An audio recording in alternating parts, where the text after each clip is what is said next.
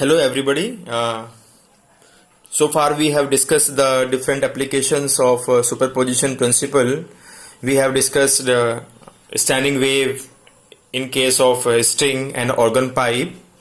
So today we will come to know about beats. It is also an important application of superposition principle.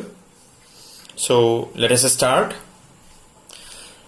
To understand the meaning and the concept of beats, suppose we have two sound waves, and when these two sound waves, which are a little bit different, slightly different from their frequencies, and traveling in the same path and in the same direction in a medium, and then they superimpose on each other.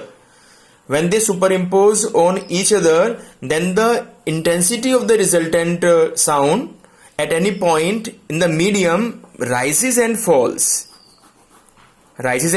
alternately with time. So these periodic variations in the intensity of sound caused by the superposition of the two sound waves of slightly different frequencies, that is known as the beats. Simply, if you see beat frequency means number of beats per second, it comes out to be difference in frequencies of the two superposing waves, means nu1 minus nu2. Here one thing is should be taken in mind, that if the difference if the difference of frequencies of the two sound waves is more than 10, then the beats would not be audible. We cannot hear the beats because due to the persistence of hearing we are not able to hear it. Now we discuss its analytical method, how to obtain this formula.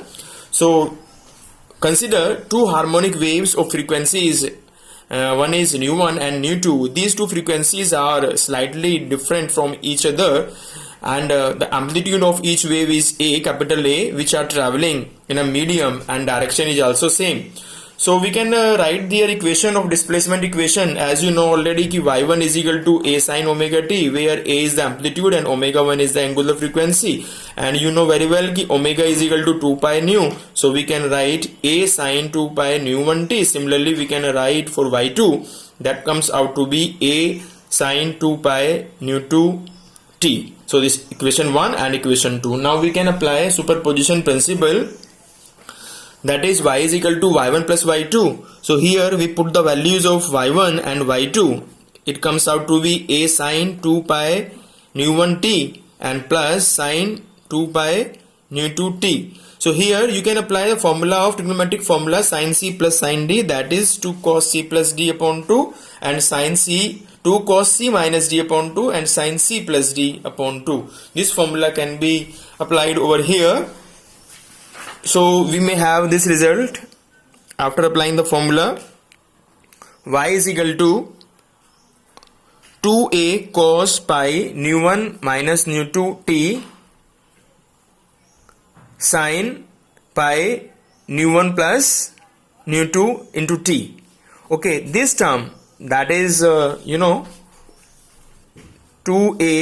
cos pi nu1 minus nu2 t, it can be taken as r, capital R, which shows the amplitude of the resultant wave.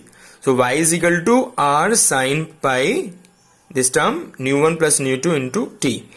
So r is equal to 2a cos pi nu1 minus nu2 t, that is the amplitude of resultant wave. This resultant amplitude that changes with time, and the value of this amplitude, resultant amplitude, may be maximum and may be minimum depending upon the condition. If it is maximum, then its value should be plus minus 1, or in case of trigonometric formula it comes out to be cos k pi, where k is equal to 0, 1, 2, 3, 4, 5. It may be cos pi, it may be cos 0, it may be cos pi, 2 pi, 3 pi and 4 pi. Okay, so value comes out to be either plus 1 or minus 1.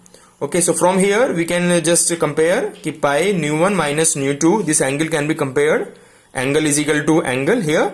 So pi nu1 minus nu2 t is equal to this k pi.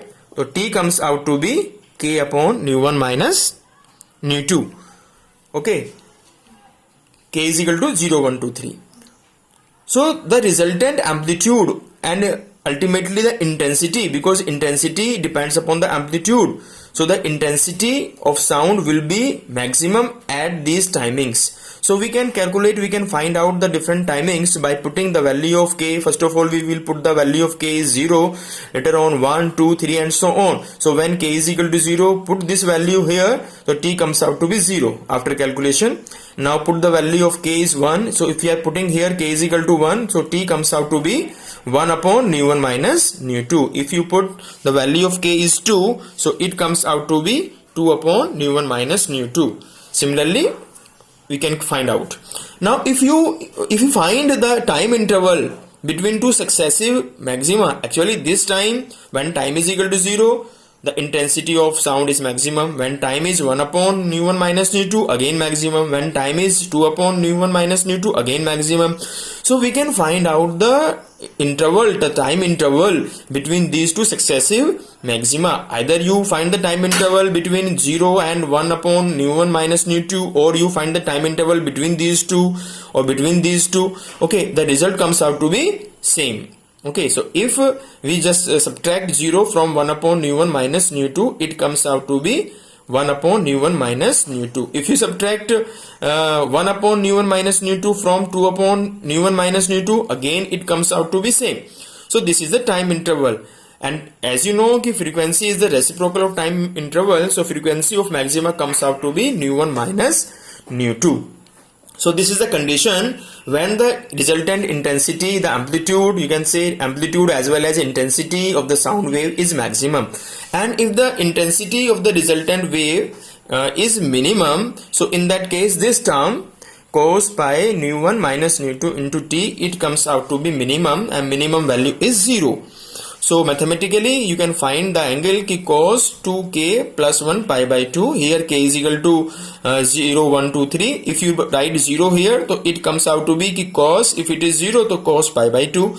Cos pi by 2 is 0. If you put k is equal to 1, then it comes out to be cos 2 into 1 plus 1, that is 3. So cos 3 pi by 2, again it is coming 0. Similarly, if you write 2, then cos 5 pi by 2, it is again 0. So now you can compare these angles.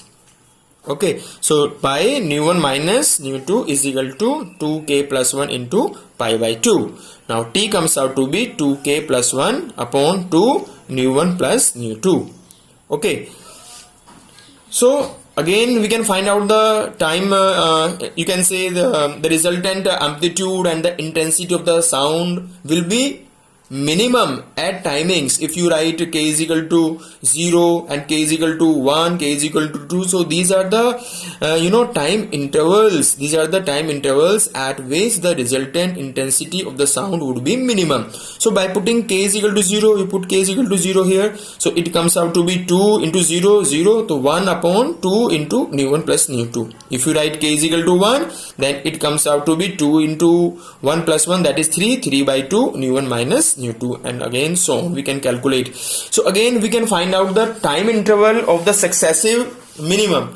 So you can subtract these two values. You can subtract 1 upon 2 nu 1 minus nu 2 from 3 upon 2 nu 1 minus nu 2. So we get this value after subtraction. So it comes out to be 1 upon nu 1 minus nu 2. Okay, so this is the time interval. Again we can find out the frequency of minima. So frequency of minima is equal to nu 1 minus nu 2. So this is the frequency of minima, nu 1 minus nu 2, and the frequency of maxima was also same, nu 1 minus nu 2. If you just observe these two equations, so we can say the number of beats per second is equal to nu 1 minus nu 2. So the simple method to calculate the number of beats per second, that is beat frequency, simply you just subtract the given frequencies and you can calculate the number of beats per second. Okay, thank you and have a nice day.